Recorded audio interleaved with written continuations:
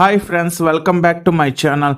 Isha movie ఎలా ఉందో తెలుసుకునే ముందు నా ఛానల్ ఎవరైనా ఫస్ట్ టైం విజిట్ చేస్తే ప్లీజ్ సబ్స్క్రైబ్ చేసుకోండి. వీడియో నచ్చితే లైక్ చేయండి. లైక్ చేయడం ద్వారా ఇంకొంతమందికి బూస్ట్ అయితే వీడియో అవుతుంది. ఇది ఒక హారర్ సస్పెన్స్ థ్రిల్లర్ జానర్లో వచ్చిన మూవీ అనమాట. స్టోరీలోకి వెళ్తేనే వచ్చి ఒక ఫేక్ బాబా దయ్యం పట్టిందని ఒక చిన్న పిల్లకి ట్రీట్మెంట్ చేస్తారు. ఆ ట్రీట్మెంట్ చేయడం వల్ల ఆ పాప చనిపోతుంది.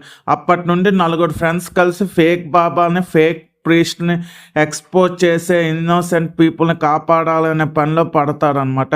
అయితే అప్పుడే నలుగురు ఫ్రెండ్స్కి ఆంధ్ర ఒరిస్సా బార్డర్లో ఒక బాబా గురించి తెలుస్తుంది.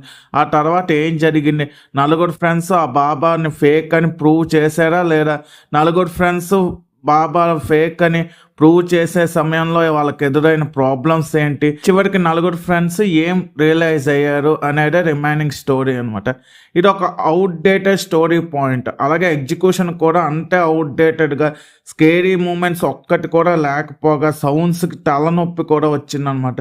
ఇదే పాయింట్ ఇప్పటికే చాలా మూవీస్ రావడమా లేక నేను హర్రర్ మూవీస్ చూడడం నాకు భయం లేకపోవడమో తెలియదు, కానీ ప్రీ రిలీజ్ ఈవెంట్లో వాళ్ళు ఇచ్చిన హైప్కి మూవీకి సంబంధమే లేదు.